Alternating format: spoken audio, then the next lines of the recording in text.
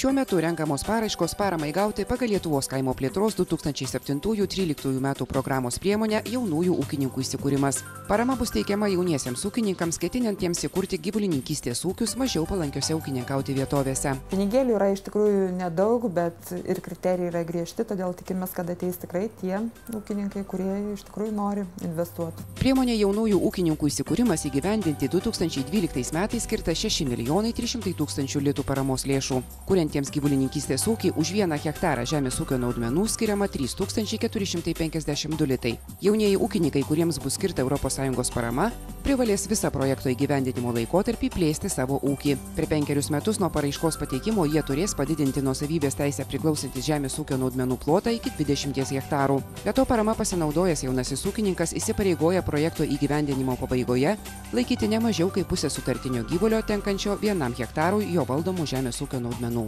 Mes šios kriterijus derinom su mūsų jaunaisiais ūkininkais. Iš jų pačių išėjo pasiūlymas, kad prioritetas turėtų būti teikiamas gyvulininkystės sektoriui ir būtent tiems, kurie ketina kurtis mažiau palankiose ūkininkauti vietovėse. Paraiškose prašomai paramos sumai viršijus skirtąją metams, parama pirmiausiai bus skirta perimantiems valdą pagal Lietuvos kaimo plėtros 2007-2013 metų programos priemonę ankstyvas pasitraukimas iš prekinės žemės ūkio gamybos. Taip pat pirmenybė teikiama šių metų pradžioje laikiusiems didesnį sutartinių gyvulių kiekį, pareiškėjams turintiems žemės ūkio ar veterinarijos srities išsilavinimą, grįžtantiems iš emigracijos bei kuriantiems ūkį tik nuosavoje žemėje. Tie jaunieji ūkininkai, mes jas ne vienus metus kviečiam, grįžkit iš Airijos, užsidirbat pinigų, pradėkit investuoti Lietuvoje, tai jie dalisgi turi ir savo lėšų sukaupę, arba galų gale tėvai geranoriškai paskolina. Paraiškos renkamos iki Liepos 31 dienos.